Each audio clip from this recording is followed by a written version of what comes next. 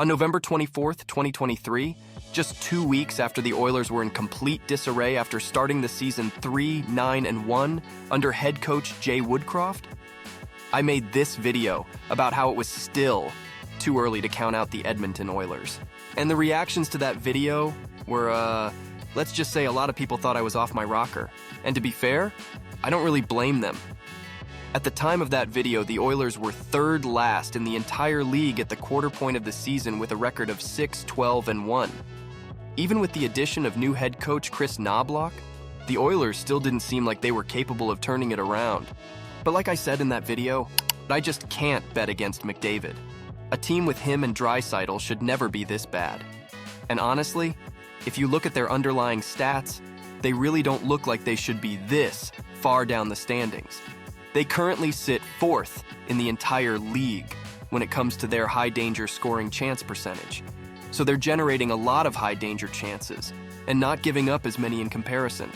But their underlying problem seems to be their goaltending.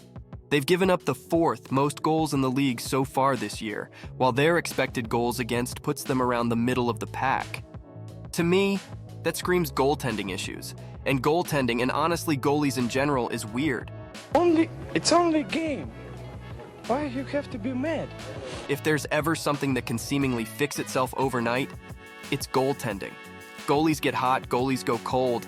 It's complete voodoo. So yeah, call me delusional all you want. But the bar to make the playoffs in the West is low right now, with the Kraken holding down the final wildcard spot with just a 500 points percentage. That's not a lot. That's an 82-point pace over the course of the year. So I still think there's a chance that the Oilers can do this. And when you look at the underlying metrics, I still stand by what I said 2 months ago. Here's a breakdown of how the Oilers have performed under Kris Knoblauch versus how they performed under Jay Woodcroft before he got fired. When looking at the records and the stats, it's clear that the coaching change was a pivotal moment in the Oilers season. They went from a record of 3-9-1 under Woodcroft to a record of 23-6-0 under Knoblauch. Their goals for per game rocketed up from 2.7 goals per game to 3.8 goals per game. Their goals against per game also plummeted from 3.9 to 2.4. Even their special teams have seen a considerable bump, especially the penalty kill, which went from a league worst 70% to the second best penalty kill in the league since Knoblauch got hired. A big part of that improvement on the PK has been the resurgence of Stuart Skinner since Knoblauch's hiring. Goaltending has been a hot-button topic in Edmonton since I can remember. But Skinner's play last season was promising as he overtook Jack Campbell as the starting goalie for the Oilers. But the start of this season was laden with controversies as the Oilers struggled to find consistent performances in net. For a while, there were several rumors about potential trades for goaltenders. But luckily for them, Skinner has been one of the better goalies in the league for the past 2 months, rocking a .922 save percentage over that time span. And some of that can be attributed to the fact that the Oilers are much more effective on the PK in general. And they've done that by building familiarity amongst the penalty killers. Under Woodcroft, almost every forward got PK time. And there didn't appear to be any consistent pairings between PK units from night to night to build any sort of chemistry. But under Knoblauch, it's a completely different story. Knoblauch seems to exclusively use 3 distinct forward pairings on the PK. Nugent-Hopkins and Derek Ryan are usually the first unit out there and almost exclusively play together. The same is true for Matthias Janmark and Connor Brown, who make up the second unit. And Warren Fogle and Ryan McLeod make up the third forward pairing that usually hits the ice together on the PK.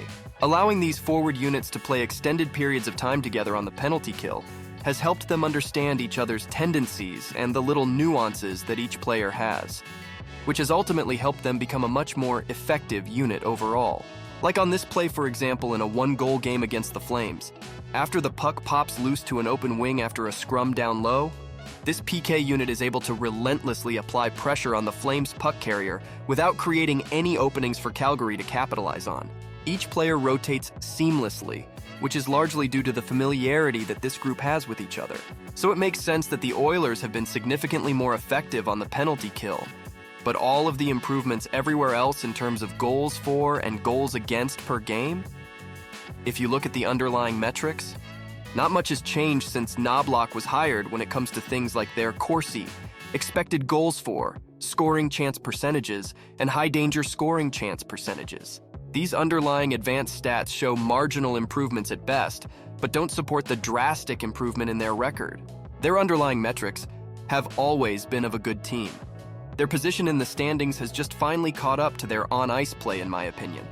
Like I said in my video 2 months ago, this team was one of the better teams in the league in terms of advanced analytics, even when they were dead last in the standings.